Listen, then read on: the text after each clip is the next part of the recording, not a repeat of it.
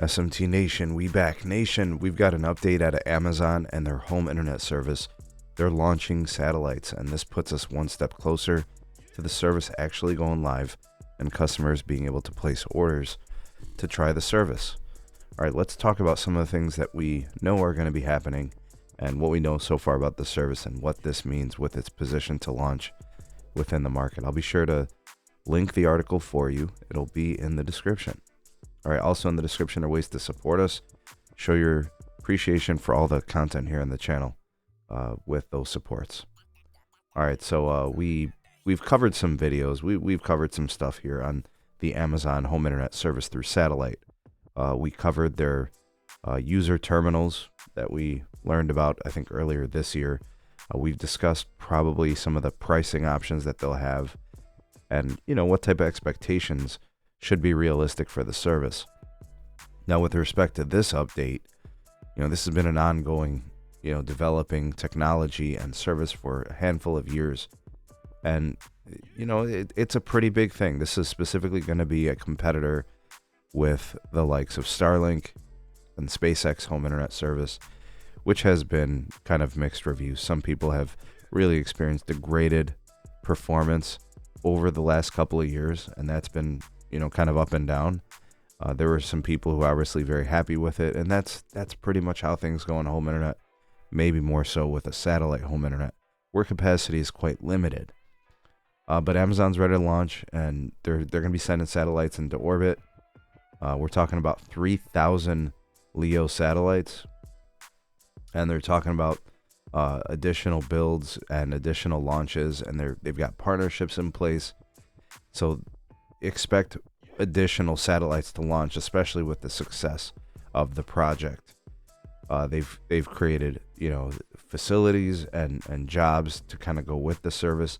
But with respect to the service, there are going to be 3 internet options, I guess 3 speed tiers, let's call it.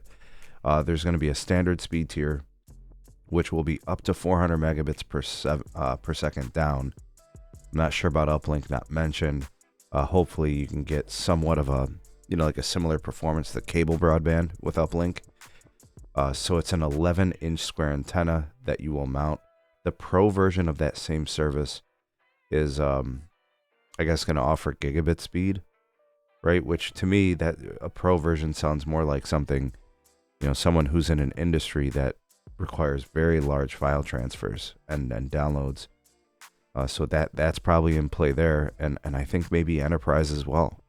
Maybe that pro version is something that would be useful for like cruises and ships and boats and planes, right? Because of that speed. There's also going to be a portable version, which is a smaller one, I guess about 7-inch in size, offering speeds up to 100 megabits. So that's an interesting option too. Now, when it comes to pricing, that entry-level plan, the standard version, they're saying that quite possibly you might be paying under $100 for the service. Okay, so what does that do for satellite home internet service options? I mean, that's a pretty good price, and I'll tell you why. Starlink, when it first launched, was around $100. They raised pricing to, I believe, $115 or $120, maybe more. It's been a while since I looked, and not off the top of my head, but I do remember it increasing by about 15 to 25%. And, you know, they've been working on the consumer equipment, trying to bring the cost down.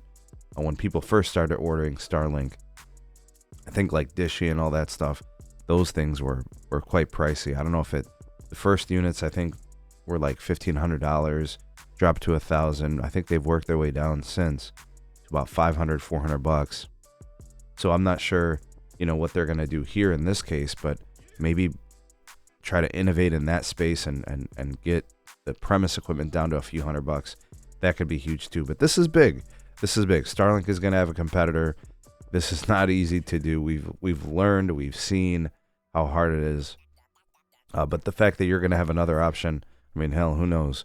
Maybe Amazon with the Quipper service, Keeper, whatever it's called, maybe they can take share from Starlink, and it just forces Starlink to have to produce a better product and compete in pricing too. I mean, we're consumers. At the end of the day, we just want competition in the marketplace. And you might be in a place where it's impossible to get a good cell signal at times.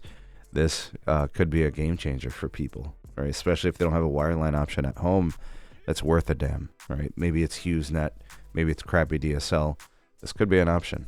We shall see. It's coming, folks. It's gonna be here very, very soon. End of September, we'll see what happens here in the months of October, November, and December. Very, very soon. Tell me what you guys think of its developments.